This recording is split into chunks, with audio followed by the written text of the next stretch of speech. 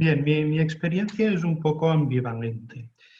En primer lugar, lo que es cuantificar o escuchar cuantificar esta pandemia como la mayor catástrofe de la historia de las infecciones no es fácil, es algo que no es fácilmente demostrable. Por ejemplo, la gripe asiática entre el año 57 y 58 causó entre 1 y 2 millones de muertos en el mundo y unas 43.000 en España, ¿no? Por otro lado, yo he constatado a nivel personal decepciones sobre el estado del conocimiento de la economía ante las pandemias. Sin embargo, la COVID ha provocado en pocos meses una eclosión de investigaciones económicas, tanto micro como macro, que realmente supera en intensidad la reacción investigadora, por ejemplo, ante la crisis del 2008, ¿no? Pero la economía quizás como ciencia no ha estado muy bien pertrechada para una pandemia quizás la más importante, ¿no?, desde hace un siglo. La macroeconomía, por ejemplo, no se había preocupado demasiado hasta ahora de las pandemias, salvo casos de investigadores muy puntuales, como por ejemplo Robert Barro de Harvard, se me ocurre ahora, ¿no? Y como percepción personal, creo que los medios de comunicación, y esto vale de forma importante para España, pero es bastante general, han ayudado poco. Yo creo que los medios de comunicación deberían revisar su papel ante una pandemia. Prevalece en la mayoría de medios un cierto anumerismo, una preferencia por los números brutos, imprecisiones en el empleo de tasas, la fascinación por dar minuto y resultado en lugar de informar realmente sobre tendencias. De todas formas, en Amut, investigador, con sus puntos más favorables y menos favorables, pues es algo positivo y no hay bien que por mal no venga. Bueno, hacer un balance en un momento que creo que es el final del principio, creo que es todavía precipitado, ¿no? Yo auguro que esta pandemia, como sucedió hace un siglo con la población que vivía en el año 1918, va a marcar nuestras vidas y además va a marcar la evolución en la próxima década del Sistema Nacional de Salud. A título provisional, y por citar algunas de las múltiples enseñanzas de esta crisis, que no son sanitarias, sino también y de forma importante económica, bueno, si tuviera que señalar 3 enseñanzas, yo me quedaría con 3 mensajes, y uno es el cambio tan importante que estamos viendo en la valoración del creciente riesgo sanitario y económico. Este es un riesgo que ya podía ser conocido, ya estábamos avisados por la OMS de los numerosos brotes epidémicos. La COVID-19 ha servido para cambiar la valoración de este riesgo, tanto desde el punto de vista sanitario como desde el punto de vista económico.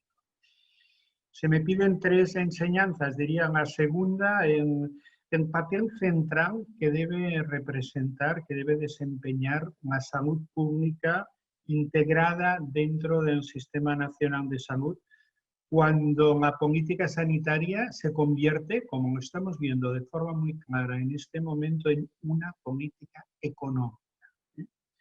Y quizás una tercera enseñanza, pues diría que es la capacidad de adaptación y de flexibilidad, para dar mensajes positivos, esta capacidad de adaptación y de flexibilidad que en parte ha demostrado el Sistema Nacional de Salud y que debe hacer esfuerzos por retener, no solo en lo que reste de pandemia, sino en el futuro de nuestro Sistema Nacional de Salud. Se me piden también 3 principales retos de esta crisis. Bueno, aquí los retos son múltiples. Quizás yo diría que no son tan nuevos como muchos de los opinadores y tertulianos al uso nos podrían hacer creer. Para hablar de retos, yo me permito recomendar un informe muy interesante que ha emitido la Asociación de Economía de la Salud, se llama Economía de la Salud y más, de la COVID-19, y voy a citar solo tres de estos retos que son para una década o para las siguientes. Uno es que la necesidad urgente de transformar la atención primaria de salud.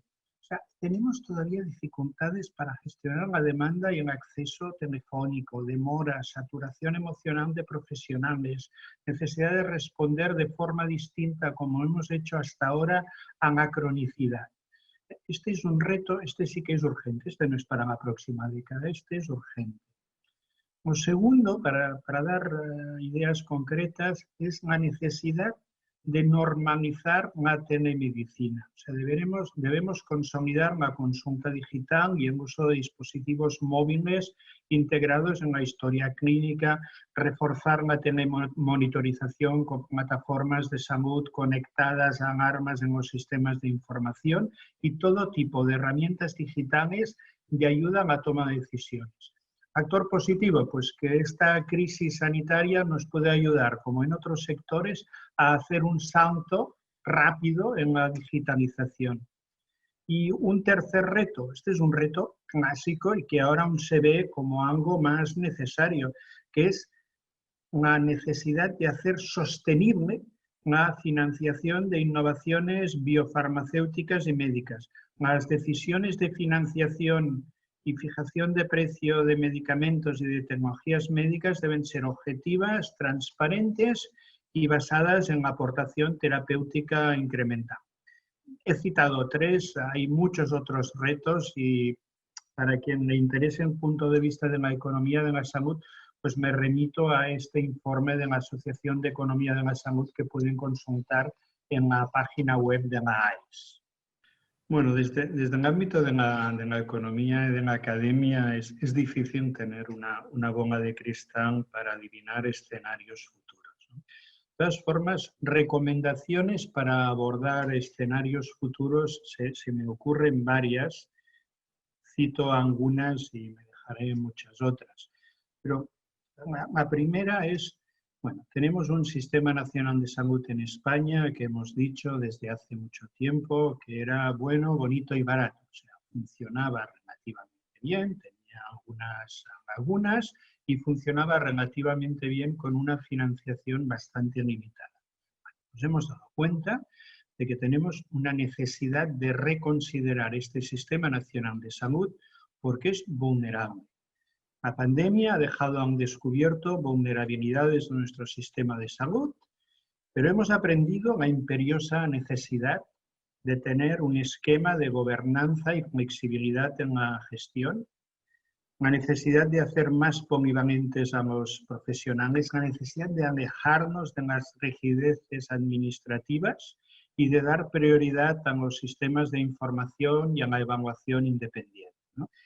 Cualquier escenario de futuro, más optimista, más pesimista o intermedio, debe tener muy en cuenta estas vulnerabilidades de nuestro Sistema Nacional de Salud y el hecho de que necesariamente, aunque sé que esto compite con el resto de políticas sociales, necesita una mejor financiación, una financiación más adecuada a las necesidades.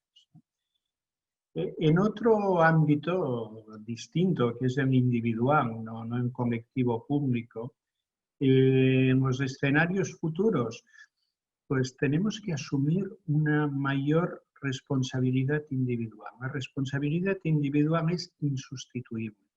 Los escenarios post-confinamiento, yo diría en plural, post-confinamientos, mientras sean carentes aún de una vacuna y de tratamientos efectivos, hace muy conveniente impulsar actitudes y comportamientos responsables entre los ciudadanos. Y aquí hay necesidad de intervención pública, que puede ser más light, más suave o más dura, desde medidas punitivas a medidas blandas, ¿no? Los nudges, los empujoncitos promoviendo hábitos correctos de protección personal y distanciamiento social.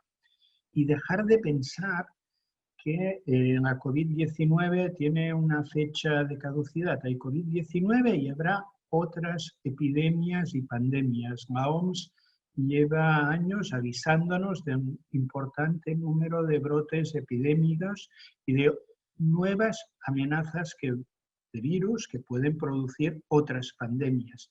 Esta responsabilidad individual, que digo que es insustituible, ha venido para quedarse. No tiene fecha de caducidad con una vacuna mágica que solucione el problema. Tenemos que insistir en estos dos aspectos, en el colectivo y en el individual, para cualquier escenario futuro. Bueno, la colaboración público-privada en España es un tema muy controvertido, ¿no? En primer lugar, aquí me gustaría dejar muy claro que la colaboración público-privada es un factor muy importante para el desarrollo y para la competitividad de los dos sectores, tanto del público como del privado. Hay sinergias evidentes. Esta interrelación, en cualquier ámbito, ahora estamos hablando del sanitario, requiere un marco de complicidad y de lealtad entre el sector público y privado, con unas reglas, y en esto fallamos en este país, con unas reglas de juego que deben de ser conocidas, transparentes y con rendición pública de cuentas.